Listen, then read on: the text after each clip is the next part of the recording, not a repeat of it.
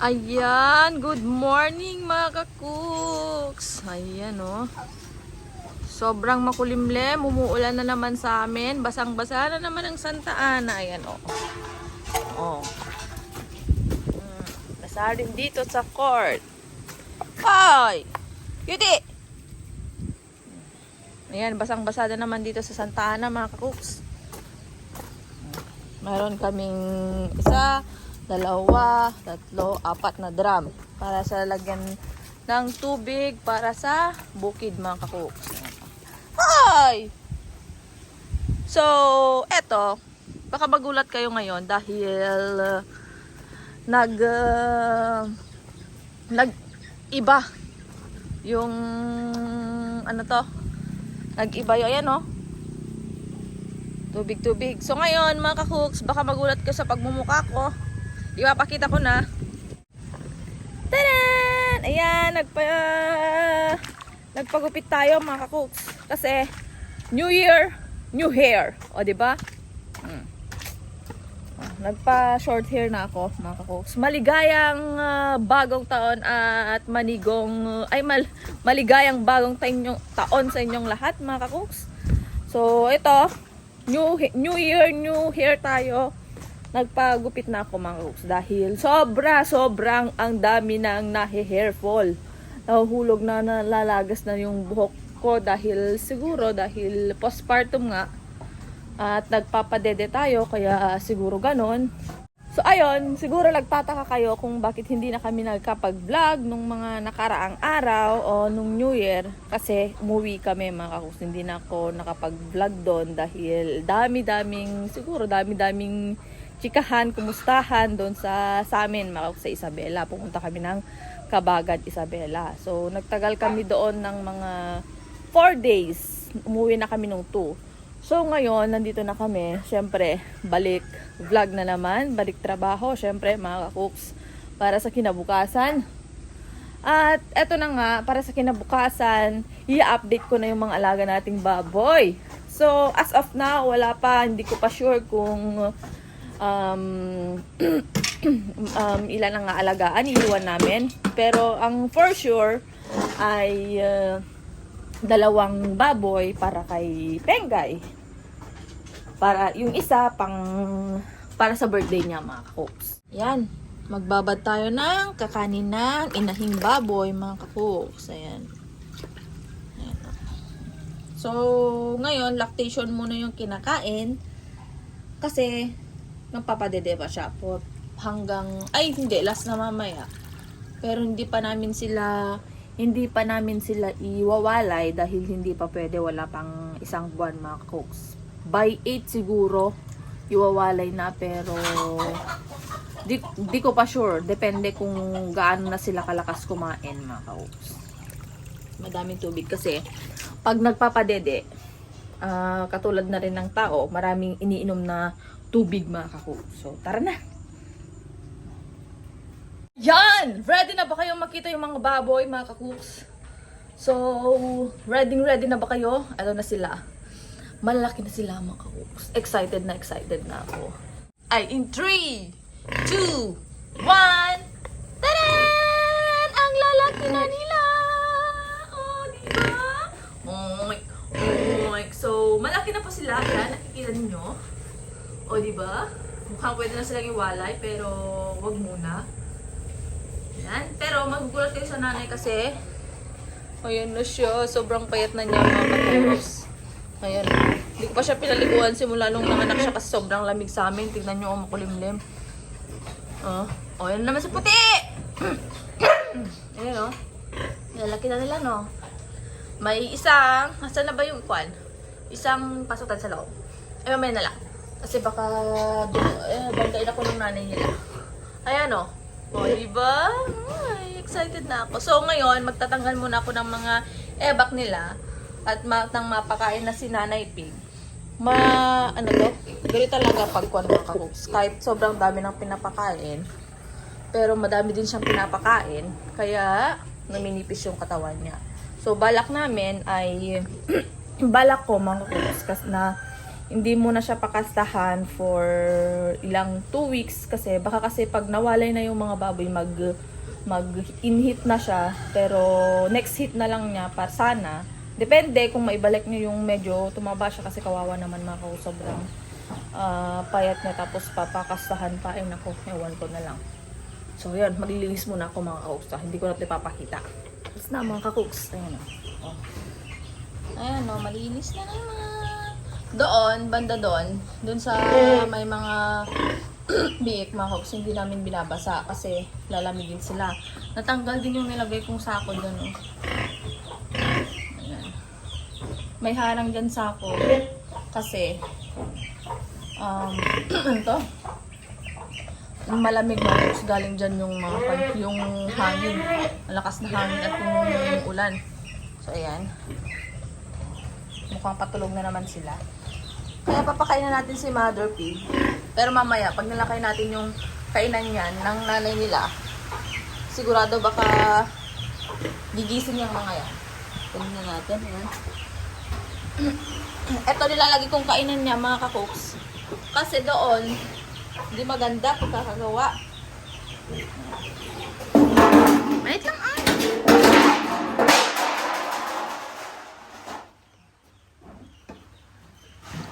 Tubig muna.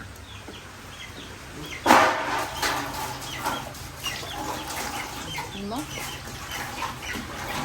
Oh, tingnan nyo, may isa na. Oh. Oh. Haluin natin. Ito, isang ganito yung madaming pigs mga folks, hindi naman puro tubig yan. Maraming tubig lang kasi nga ang mga inahin, kahit tao mga folks, laging umiinom yan. Kumain na siya. Nabasa ka na.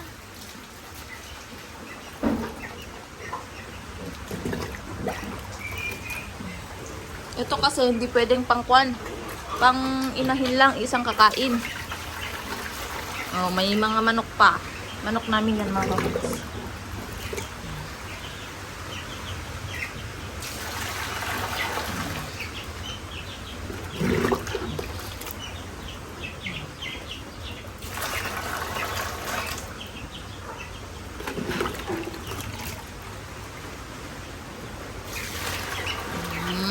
Sige, kain ka lang.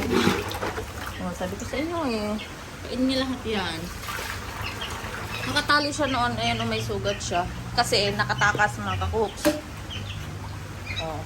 Nakatakas siya noon kaya tinali. Pero tinanggal din namin. Ayan na. Ba't asan na yung maliit kanina? Ay, andun na oh. Ayun na oh. Ayan. Kunin ko lang yung kakain ng mga maliliit. Ayan siya. Ito yung kakain naman nila. Hindi ba kami ng kids ngayon, mga kukus?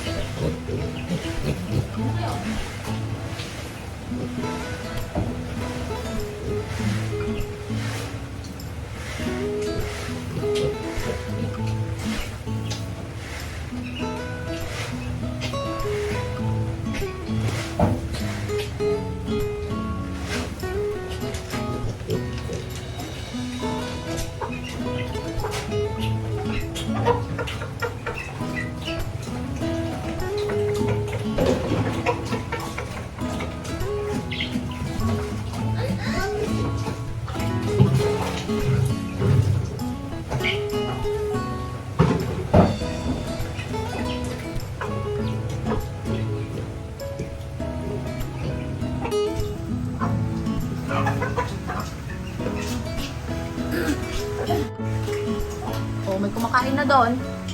Uy, nandun yung pagkain mo!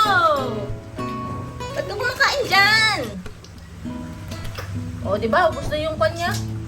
Oh, yun ang kumakain siya doon. Ubus na yung tubig niya, mga kakuks. Pigi-pigi, bite niya, mga kakuks. Eto, lahat ng nagiging inahin talaga namin, mabait silang lahat, mga kakuks. Kaso nga lang naititinda. Siyempre, ganun talaga. Ayan o.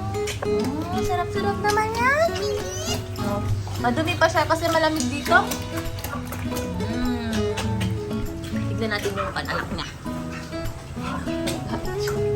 Bu! Uy! Dito ka lang! Kami na lang nagtuturok mga ka-cooks. O diba? Ang tataba nila. Tapos si Dix naman ang nagkapon. Mas mahirap kasi mga ka-cooks pag nagtatawag kami ng... Although, syempre dapat kailangan technician kasi hindi naman kami skilled na mag ganito. Pero pag technician kasi mga ka-cooks is minsan natatagalan, nade-delay yung vitamins nila kasi madami din naman silang tinuturukan, kinakapon. Kaya nagpaturo na lang ako sa kapatid ko mga ka-cooks. Nagpaturo na lang ako sa kapatid ko si Leia. Shout out. O, ayan na sila. Mas gusto na ata nila tong lactation kaysa dun sa binigay pagkain nila. Ay!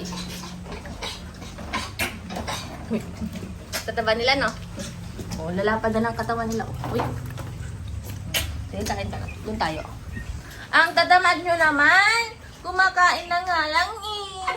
Nakahiga pa. Ito yung maliit. Ito lang. Maliit yung katawan, tapos yung buto niya, tignan nyo, nagpapakita. So, ganun talaga yung nagbababoy. May matataba, may... Siyempre, meron pa rin yung medyo payat. Hindi pa sila gaano masyadong magaling kumain. O, konti-konti pa lang. Ito siya. Kasi hindi naman siya payat ng payat. Yun nga lang, nakikita yung pan niya. Yung buto niya sa likod. Gu!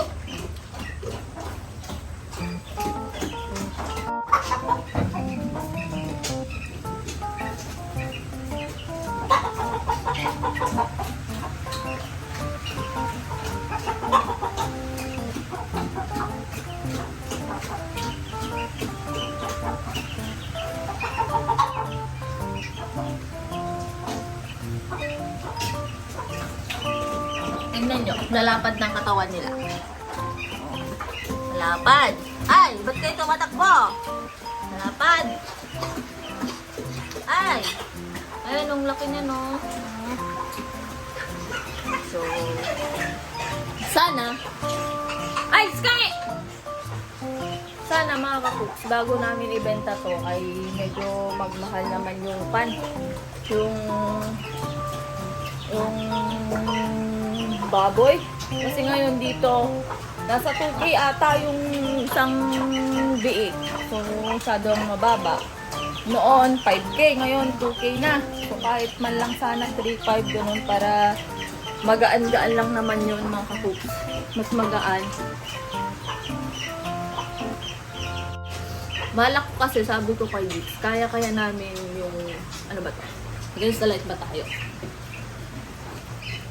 Balak kasi namin, yun nga, sabihin ko ulit, balak ko, mag-alaga ulit para mag-save.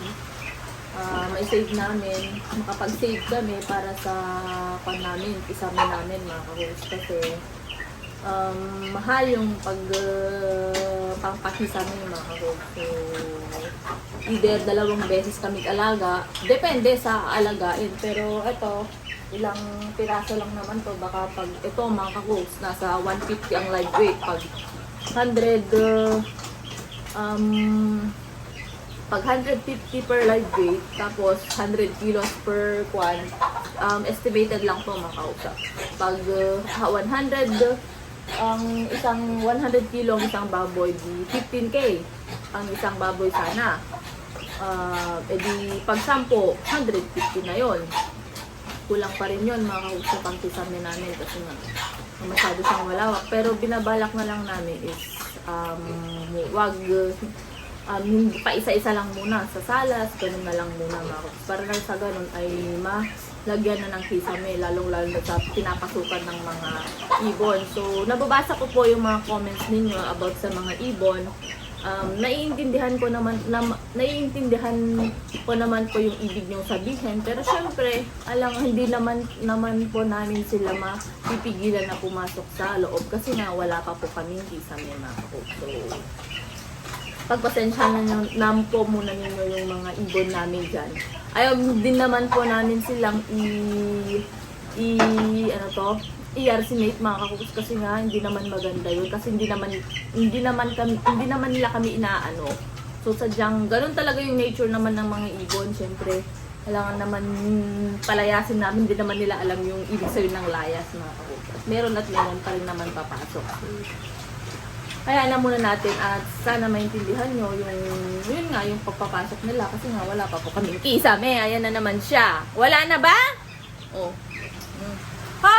Ala! Ang gagaling yung kumain dyan. Tignan nyo. No, mag-starter na ako, ay mag-press starter na ako. O yan.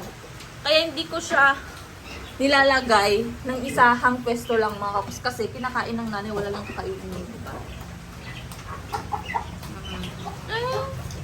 Dede.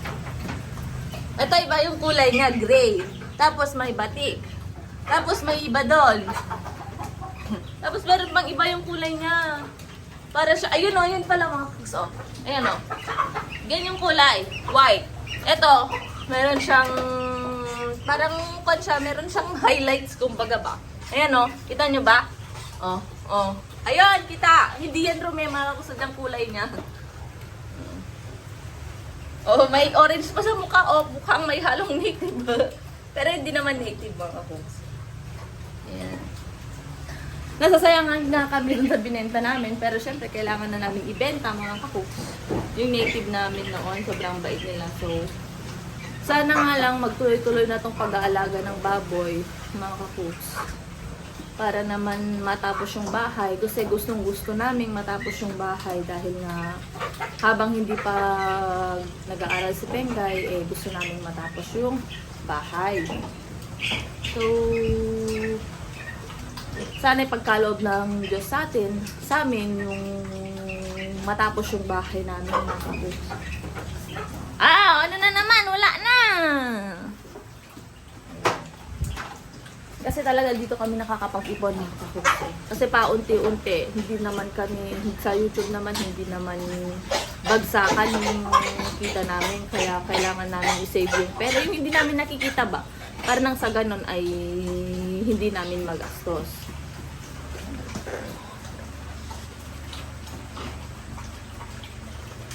Ayan o. Ay sis. Ayan yung ibang kulay.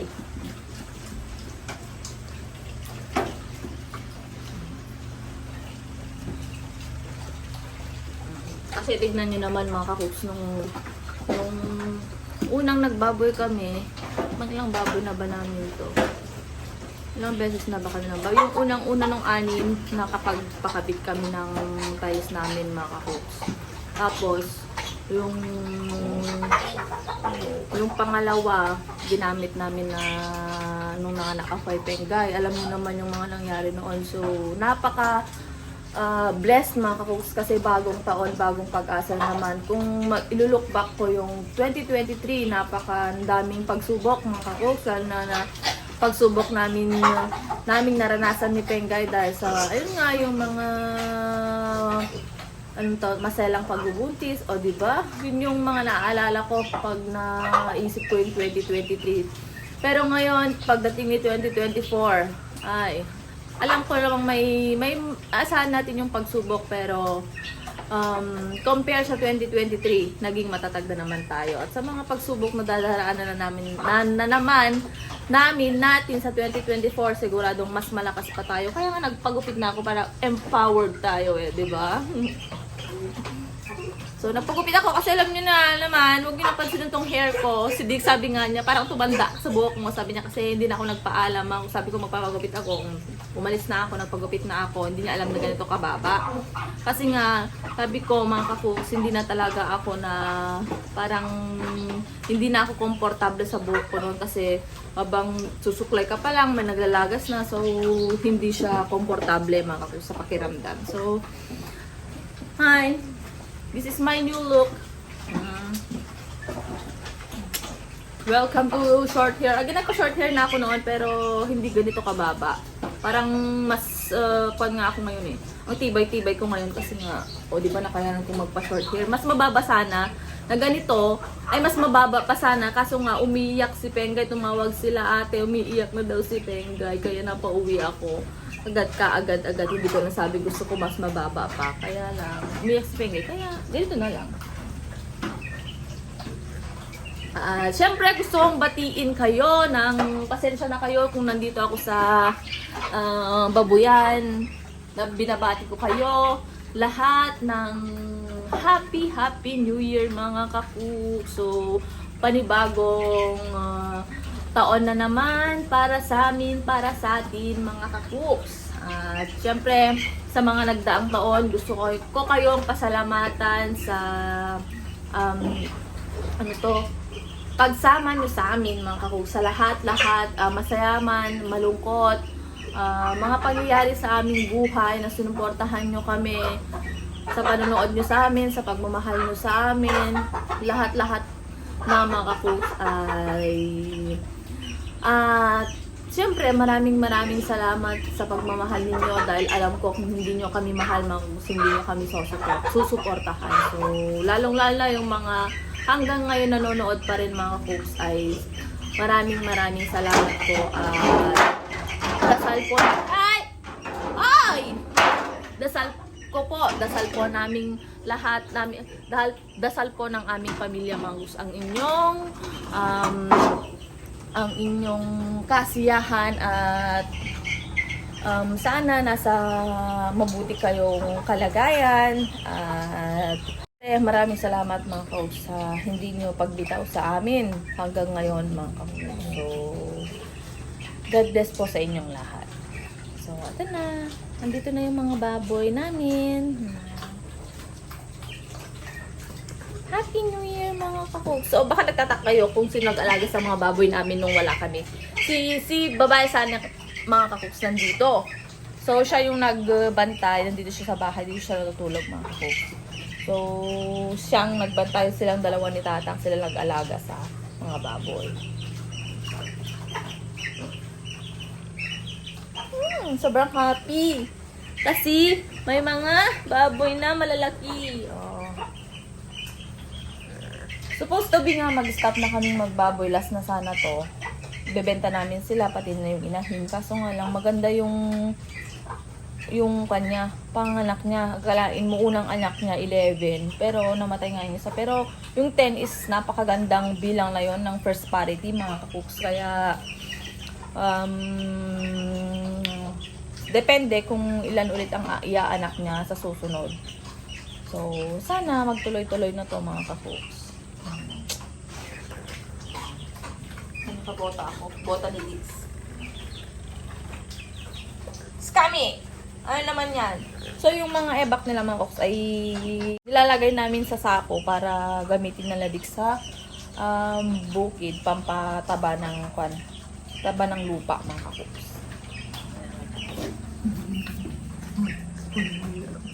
Ayan o, pagkulan niya.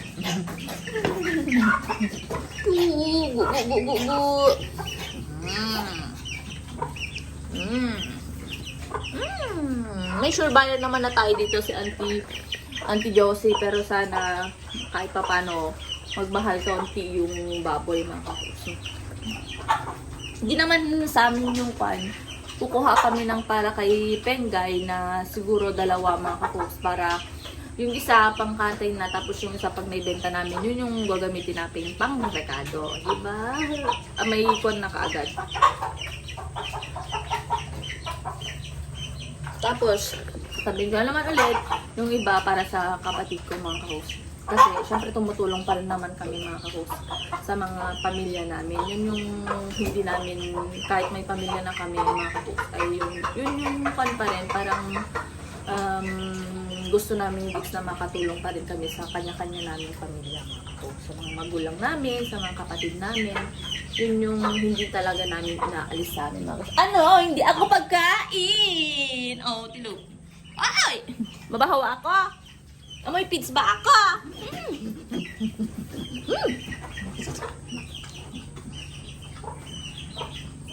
Wala, oh.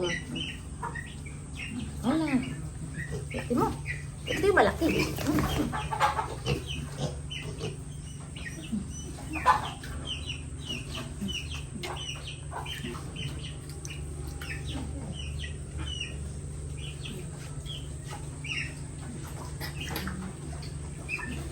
1, 2, 3, 4, 5, 6, 7, 8, 9, 10. 10. Pasensyahan mo na ha. Ay, mabait ka ha. So, ayun. Tutul ko naman. Ito, yung iba mga kakoks para sa kapatid ko. Mga kakoks na ayun nga, ito kasi bigay ng uncle ko mga kakoks, sabi ko, para pag nanganak, may maibibenta kaming mga anak niya para pagtulong sa kanya mga kakoks. Tinutulungan naman namin yung kapatid ko pag nakaluwag-luwag mga kakoks, yung mga magulang namin pag nakaluwag-luwag mga kakoks. Para naman, syempre, hindi pa naman kinakaya pa naman mga kakoks. Pag nakaluwag-luwag, nagbibigay kami mga kakoks.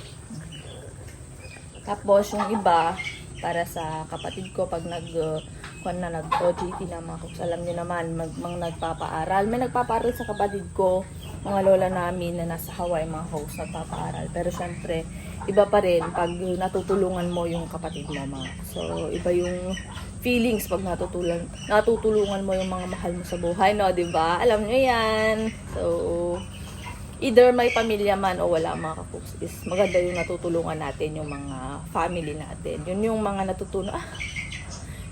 natutunan ko this 2023 na kahit may mga hindi pagkakaunawaan sa pamilya mo yon, kadugo mo yon, patawarin mo mga kakoks. Kahit hindi pa sila humihingi ng sorry o ano pa man, ay maganda yung nagkakaunawaan kayo, yung kahit iniintindi mo sila. Andyan yung nagkakasamaan kayo ng loob, yung nagtatampo ka, pero at the end of the day,